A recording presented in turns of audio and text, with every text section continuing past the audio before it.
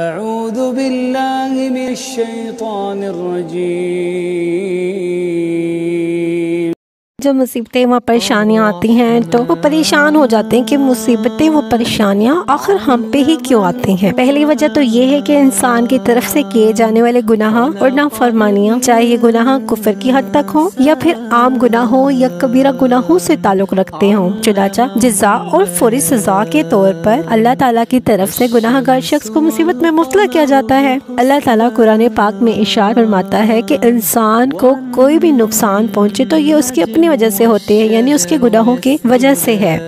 دوسری وجہ یہ ہے کہ اللہ اپنے صابر بندے کے درجات کو بلند کرنا چاہتا ہے، چنانچہ اللہ تعالیٰ اسے مصیبت میں مبتلا کر دیتا ہے تاکہ وہ آزمائش پر راضی ہو اور صبر کرے۔ نتیجہ میں اللہ تعالیٰ اسے آخرت میں صابرین کے اجر سے نوازے اور اپنے پاس اسے کامیاب لوگوں میں لکھ لے، اور یہی مصیبتیں جنتوں میں بلند درجات کا ذریعہ بنتی ہیں۔ انس رضی اللہ عنہ سے مروی ہے کہ رسول اکرم صلی اللہ علیہ وآلہ وسلم نے ارشاد فرمایا، جب اللہ تعالیٰ کسی بندے کے ساتھ خیر کا ارادہ فرمائے تو دنیا میں ہی اسے سزا دے دیتا ہے، اور اگر کسی بندے کے ساتھ برا ارادہ فرمائے تو اسے گناہوں کی سزا دنیا میں نہیں دیتا تاکہ قیامت کے روز اسے مکمل سزا ملے۔ ترمذی کی حدیث ہے اور حدیث نمبر 2396 ہے۔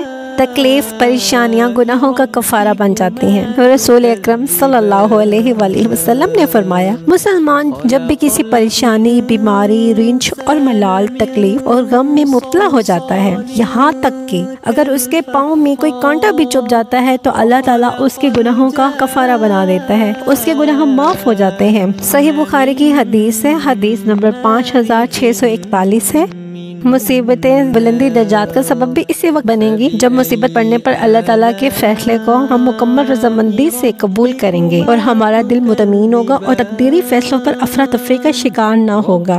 لہٰذا انسان کو چاہیے کہ کوئی بھی مصیبت ہو، پریشانی ہو، آزمائش ہو تو اس پر صبر کرے اور اجر کی نیت رکھے، اللہ تعالیٰ کے فیصلوں پر رضامندی کا اظہار کرے اور اپنے اعمال کا محاسبہ کرے۔ اگر کوئی غلطی ہے، کوتاہی ہے، کسی گناہ کو شروع کیا ہے تو اسے ترک کر دے اور اپنے اندر کی کوتاہی، کمی کو تلاش کرے۔ ہم سب غلطیوں کے پتلے ہیں۔ کون ہے جو اللہ تعالیٰ کے بارے میں سستی اور کوتاہی کا شکار نہیں ہے؟ اللہ تبارک و تعالیٰ ہم سب کو اپنی رضا والے کام کرنے کی توفیق عطا فرمائے اور ہم سے راضی ہو جائے۔ آمین۔